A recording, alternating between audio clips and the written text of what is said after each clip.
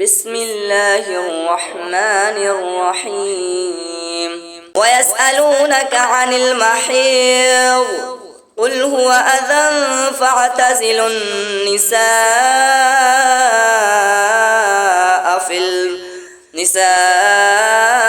في المحيض ولا تقربوهن حتى يطهرن فإذا تطهرن فأتوهن من حيث أمركم الله إن الله يحب التوابين ويحب المتطهرين نساؤكم حرث لكم فأتوا حرثكم أنى شئتم